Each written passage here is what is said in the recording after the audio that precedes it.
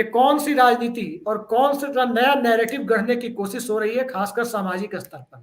क्योंकि आर्थिक स्तर पर और कहीं ना कहीं सामाजिक स्तर पर भी राहुल गांधी ये कोशिश कर रहे हैं, लेकिन इन सब के बीच मल्लिकार्जुन खड़गे का जब वो अध्यक्ष का चार्ज लेने के बाद दिल्ली से बाहर निकलते हैं तो पहला बयान ही बम फोड़ने वाला होता है कि आपकी तो लोग चाय भी पी लेते हैं, हमारी तो कोई चाय भी नहीं पीता। क्या निहितार्थ है इसके और कैसी राजनीति आने वाले समय में देखने को मिलेगी? देखिए अभिषेक जी, ये वो बयान है जो उस पूरी सच्चाई को सामने रखता है, और वो भी खास करके गुजरात में। मैं बहुत अफसोस के साथ इस बात को कहता हूं कि वो गांधी का गुजरात है। वो आजकल भले ही उसको मोदी का गुजरात माना जाता हो, लेकिन गांधी के गुजरात में आज भी तकरीबन 200 गांव ऐसे हैं जहां पर दलित मंदिर में प्रवेश नहीं कर सकते।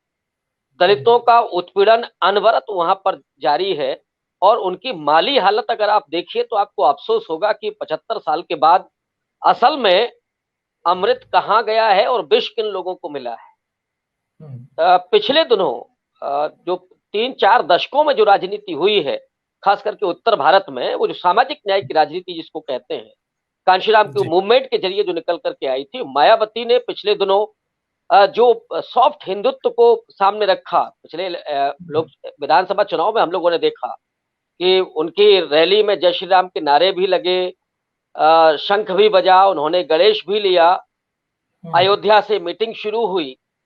और उसके बाद मायावती का जो हश्र हुआ कि एक विधायक चुनाव जीत करके पहुंचा सदन में, और हम लोग जानते हैं कि वो अपने बलबूते चुनाव जीत करके पहुंचे। इसके समानांतर आप देखिए तो दलित एजेंडा लगभग गायब हो गया है आज राजनीति से। बीएसपी इतनी कमजोर है, मायावती ने आत्मसमर्पण कर दिया है। इसके अलावा अगर आप महाराष्ट्र जाएंगे तो रामदास अठावले का क्या हाल है, बिहार में जाएंगे चिराग पासवान का क्या हाल है। तो राजनीति में सिरे से आज दलित एजेंडा गायब है, और पिछले 7-8 साल में दलितों के हालात और ज्यादा बदतर हुए हैं। अगर उसके पहले हम देखें तो उसमें रोजगार का सवाल सबसे ज्यादा उनके सामने है। और रोजगार की बात मैं इसलिए करता हूं कि दलित आमतौर पर भूमिहीन है, तो उनके पास ले दे करके एक ही पेशा बचता है कि कहीं सरकारी नौकरी में या प्राइवेट नौकरी में वो आ जाएं। लेकिन इस मोदी युग में तो रोजगार ही खत्म हो गया, और महंगाई जहां पर पहुंच गई है तो ऑब्वियस है सबसे गरीब तबका ये है, तो उसको सबसे ज्यादा मुश्किलों का सामना करना पड़ रहा है। और रोजमर्रा की जिंदगी में आप उत्तर प्रदेश में हम लोग देखे हैं, गुजरात में भी ऊना जैसा कांड हुआ। अगर आप मूंछ रख लेते हैं तो क्या होता है, पेशाब पिलाई जाती है।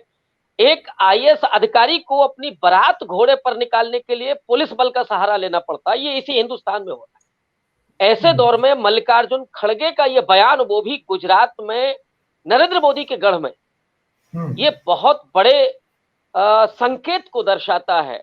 और कांग्रेस पार्टी ने मल्लिकार्जुन खड़गे को चुनकर के जो दांव खेला है, वो मुझे लगता है कि सही जगह पहुंच रहा है। कि जब बीएसपी की राजनीति पृष्ठभूमि में है, या और जो दलित राजनीति जो थी वो पृष्ठभूमि में है, ऐसे में मल्लिकार्जुन खड़गे अपने पुराने जनाधार को, माने कांग्रेस पार्टी का जो जनाधार होता था, उसको उस एजेंडे के जरिए वापस कांग्रेस पार्टी में लाना चाहते हैं। और इसीलिए ये बयान उन्होंने बहुत जानबूझ करके दिया है। ऐसा नहीं है कि वो जमान से फिसल गया हो। और उसका आप देखिए कि बीजेपी कहीं भी कोई जवाब नहीं दे पा रही। आपने कोई रिएक्शन नहीं सुना होगा बीजेपी के द्वारा। आज भी जो रिएक्शन आया है वो 100 सुर वाले रावण के संदर्भ में, उसमें भी मल्लिकार्जुन खड़गे पर पलटवार नहीं है, बल्कि ये कहा गया संबित पात्रा के द्वारा कि साहब ये राहुल गांधी और सोनिया गांधी के जरिए दिलवाया गया बयान है। तो इनकी हिम्मत नहीं है। दलितों की संख्या भले ही 17.5-18% हो आज की तारीख में, लेकिन जो पूरा अम्बेडकराइट मूवमेंट चल रहा है वो संविधान को लेकर के बहुत संजीदा है, वो लोकतंत्र को लेकर के बहुत संजीदा है। उसको तो पहली बार ये सब मिला। धन, धरती और संपत्ति, शिक्षा, रोजगार के जो सवाल थे वो उसको कब प्राप्त हुए। तो आज की तारीख में उसके लिए ये सबसे ज्यादा गंभीर मुद्दे हैं। और उन मुद्दों को कांग्रेस पार्टी के साथ जोड़ने के लिए मल्लिकार्जुन खड़गे ने यह बयान दिया है। और हो सकता है कि गुजरात में इसके कुछ सकारात्मक परिणाम देखने को मिले, क्योंकि गुजरात में जो दलित है उसके हालात मैंने बताया कि 200 के करीब गांव आज भी ऐसे हैं जहां मंदिर में प्रवेश नहीं कर सकते थे। तो जाहिर तौर पर उनकी ही जमीन पर और बड़ा एक तरह से जो आपने कहा कि ना ब्लास्ट किया है मल्लिकार्जुन खड़गे ने, हो सकता है कि आने वाले दौर में दलित पॉलिटिक्स और दलित एजेंडा कांग्रेस लेकर के आगे बढ़े।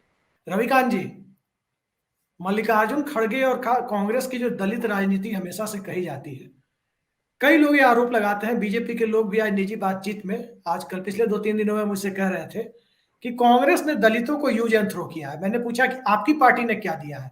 जो उदाहरण अभी दे रहे थे बंगारू लक्ष्मण वाला, आनंद वर्धन जी, वो उदाहरण मैंने भी दिया, तब उनके पास कोई जवाब नहीं है। लेकिन आज की तारीख में जब समाज इस हद तक बढ़ चुका है और उस बंटवारे को जोड़ने के लिए एक आर्टिफिशियल हिंदुत्व का सहारा लिया जाता है, जिसमें आम आदमी को सिर्फ और सिर्फ दाता और पाता के एक दो तरह के विभाजन में बांटने की कोशिश होती है, उस विभाजन के बीच में, उस कृत्रिम विभाजन के बीच में मल्लिकार्जुन खड़गे की अहमियत कांग्रेस के लिए कितनी है? देखिए, कांग्रेस पार्टी ने क्या दिया है दलितों को, अगर हम लोग थोड़ा तटस्थ होकर के देखें, आनंद जी जिस तरफ इशारा कर रहे थे कि बीजेपी शासित राज्यों में एक भी दलित मुख्यमंत्री नहीं है, और उनके पूरी फेरिस्त आप देख लें, जब से बीजेपी बनी है तब से कोई दलित उन्होंने मुख्यमंत्री नहीं दिया।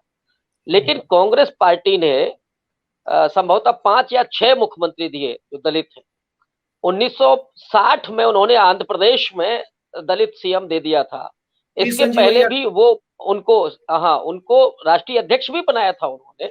तो दलितों को लेकर के बाबू जगजीवन राम तो डिप्टी पीएम तक पहुंचे, वो बड़े कद्दावर इंदिरा गांधी की कैबिनेट के लीडर हुआ करते थे। रविकांत जी, डिप्टी पीएम उन्हें जनता पार्टी ने बनाया था। नहीं, इसलिए मैंने उसमें जोड़ा ना आगे। इंदिरा गांधी के कैबिनेट के बहुत कद्दावर नेता थे वो, लेकिन डिप्टी पीएम रहे, मैं ये कह रहा हूँ। अभी मैं आनंद वर्धन जी के पास आऊंगा, फिर तो बताएंगे वो पीएम क्यों नहीं बने, उसमें भी जनसंघ के लोगों की ही बदमाशी थी। हाँ, वो एक अलग डिस्कोर्स है। लेकिन कांग्रेस पार्टी ने दलितों को सबसे ज्यादा, मुझे लगता है अगर हम लोग तुलना करें तो बीएसपी को छोड़ दें तो सबसे ज्यादा दलितों का प्रतिनिधित्व कांग्रेस पार्टी ने ही दिया है। बाकी हाँ, हम लोग ये आरोप लगाते रहे हैं और फिर से इस बात को कह रहे हैं कि जो रिजर्वेशन हुआ उसका पूरी तरीके से पालन नहीं किया गया, वरना और बेहतर स्थिति दलितों की होती आज की तारीख में। लेकिन कांग्रेस की ही वो राजनीति थी जहां से कांशीराम साहब को वो मौका मिला। अगर दलितों में वो सरकारी नौकरियों में लोग नहीं आए होते तो वामसेप नहीं खड़ा हो पाता, पूरा वो मूवमेंट नहीं खड़ा हो पाता। तो पहली पीढ़ी कम से कम कांग्रेस पार्टी ने दी, हमें इस बात के लिए तो कृतज्ञ होना चाहिए कांग्रेस पार्टी का। उसके बाद जब कांशीराम साहब आए तो उन्होंने सत्ता की बात की कि जब तक हम सत्ता में नहीं होंगे तो हमारी नीतियां नहीं होंगी, हमें वो एक तरह की वो खैरात में जो चीजें हैं वो मिलती रहेंगी, वो भी कम मिलेंगी, रिजर्वेशन पूरा नहीं हो रहा है, तो हमें और ज्यादा नीतियों की जरूरत है। कांशीराम साहब वो लेकर के आए और कल्चरली उन्होंने दलितों को बहुत मोटिवेट किया और राजनीतिक रूप से भी सशक्त किया, तो ये पूरा हुआ। लेकिन मायावती के यहाँ तक आते आते उसमें क्या हुआ ये हम सब लोग देख रहे हैं। कांग्रेस पार्टी ने मुझे लगता है कि स्थिर रखा चीजों को, लेकिन हिंदुत्व की राजनीति का जो जवाब हो सकता है, इस बात को मैं बहुत पहले से भी कहता रहा हूं कि उसके सामने केवल दलित खड़ा हो सकता है।